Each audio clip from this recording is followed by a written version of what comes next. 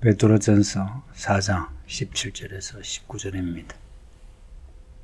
우리는 다 그리스도인입니다. 예수를 그리스도로 믿는 사람들이에요. 그 예수를 믿는다는 것은 그냥 말로만 믿는 게 아니고 교회만 왔다 갔다 하는 게 아니고 예수님을 따라가는 겁니다. 요한계시록에서 어린 양을 따라가는 14만 4천의 그 모습처럼 예수님을 따라가는 겁니다. 어떻게 따라가겠어요? 보이지 않는 예수님인데 예수님의 말씀인 성경을 읽고 듣고 배우면서 따라가는 겁니다. 그 말씀대로 사는 게 예수님을 믿는 행위입니다. 그 우리는 다 그리스도인이라는 거 잊지 마세요. 예수를 따라가면 예수님의 겪으신 일도 겪게 됩니다.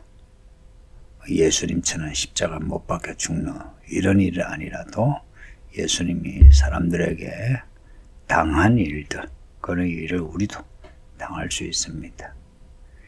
그 많은 사람이 믿음 생활을 하다가 믿음이 더 이상 자라지 않는 경우 대부분은 예수님을 따라가다가 예수님처럼 어려운 일을 겪으면 이제 그냥 옛날로 돌아가요. 그 앞에 우리가 읽었던 것처럼 너희를 연단하려고 오는 불시험을 이상하게 여기지 말라 했는데 예수 믿으면서 겪는 불시험 하는 것 같아요. 뭔가 겁나죠, 그죠? 이런 일들을 겪지 않으려고 그 믿음이 그대로인 겁니다. 그 믿음은 믿음의 집을 짓듯이 평생을 건축해 나가야 돼요. 근데 건축하지 않고 그냥 중간에 중단하는 겁니다. 그러면 물이 고이면 썩듯이 믿음도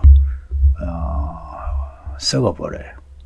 우리가 예수를 믿음으로 고난을 겪는 거 이거는 당연하다 이렇게 여기세요. 이런 마음을 가져도 실제 믿음 때문에 안 좋은 일을 겪게 되면 믿음이 허물어져요. 그러지 마시고 이 말씀을 읽고 들으면서 끝까지 그리스도인으로서 예수 이름을 붙잡고 살자 결심하길 바랍니다. 제가 그렇게 해야 되는 때입니다. 17절 보면 하나님의 집에서 심판할 때가 되었답니다. 하나님의 집은 교회입니다. 또 17절 뒤에 보면 우리에게 먼저 하며 할 때 이 베드로가 말하는 우리는 교회 성도들입니다. 하나님의 집, 베드로를 비롯한 교회 성도들. 또 18절 보면 의인이 나옵니다. 의인. 또 19절 보면 하나님의 뜻대로 고난을 받는 자들. 하나님의 심판이 하나님의 집, 복음을 순종하는 의인, 하나님의 뜻대로 고난을 받는 자들에게 먼저 하나님의 심판이 시작됩니다. 하나님의 집에서 먼저 심판이 시작된다. 성경을 보면 이게 확실해요. 이스라엘 역사가 그렇습니다. 하나님이 이스라엘 먼저 치죠. 그 다음에 이스라엘 쳤던 나라들을 치십니다.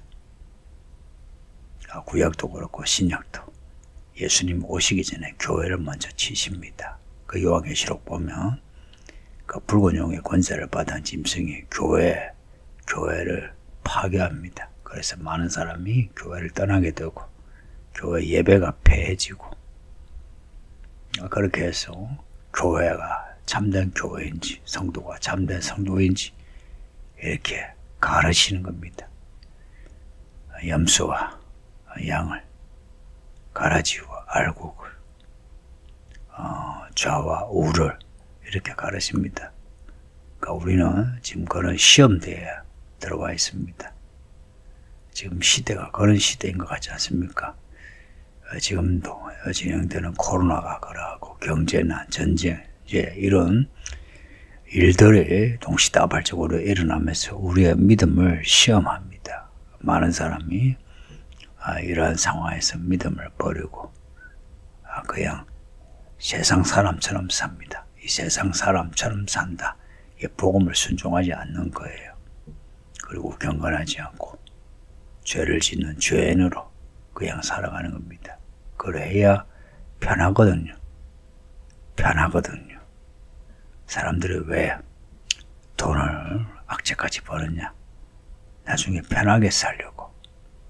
왜 사람들이 직장에서 가정에서 복음을 놔두고 사람들과 타협하느냐? 편하게 지내려고. 그러니까 하나님의 뜻대로 산다는 것은 그러한 편함을 추구하지 않습니다. 그리스도께서 가신 그 길을 추구하죠. 이제 이런 의식이 확실해야 합니다. 앞에 정신 차리고 근신하여 기도하라 그러죠. 믿음으로 사는 것은 정신 차리는, 근신하는 의식화와 같습니다. 옛날 그 운동권의 의식화 운동이 있죠. 그 의식화보다 더 근본적입니다. 근본적인 변화를 촉구합니다. 영혼의 문제, 단지 정신, 마음 아니라 우리 속에 영혼까지 하나님께 맡기는 겁니다. 19절 끝에 보면 그 영혼을 창조주께 어떡할지어다. 하나님께 어떡하라. 무엇을? 영혼을 어떡한다면 우리의 몸덩어리, 우리의 돈과 시간을 같이 어떡하게 되죠. 성도님들, 하나님만이 우리의 영혼을 주겠다, 살렸다 하십니다. 세상은 우리의 몸을 죽일 수는 있어도 혹은 돈을 가져갈 수는 있어도 우리의 영혼은 어쩌지 못하니까 우리의 영혼을 주겠다, 살렸다 하시는 창조주 하나님, 하나님을 두려워하면서 하나님의 뜻대로 사는 겁니다. 지금은 교회를 다루시는 것 같습니다. 교회 안에 사람들을 다루신다는 거예요.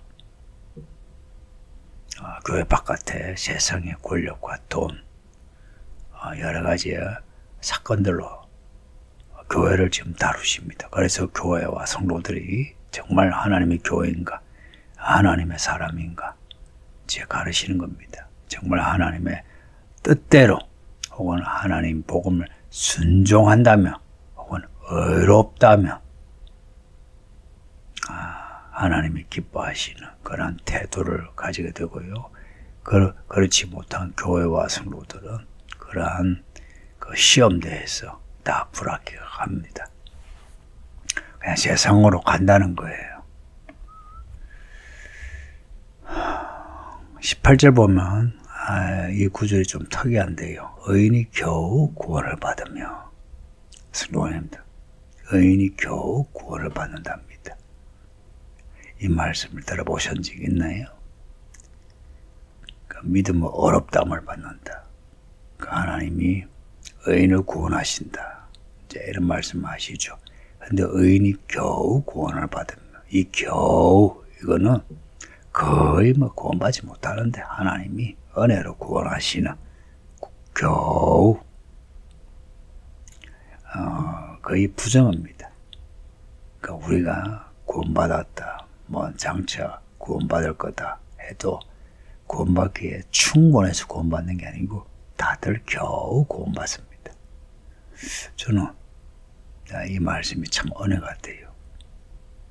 객관적으로 보면 저나 또 여러분은 구원받기 힘들어요.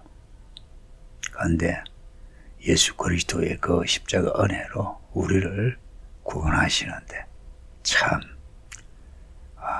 객관적으로는 구원받지 못할 사람인데 그 십자가로 겨우 구원하시는 겁니다. 이거는 십자가의 능력이 약해서가 아니고 그만큼 우리가 악한데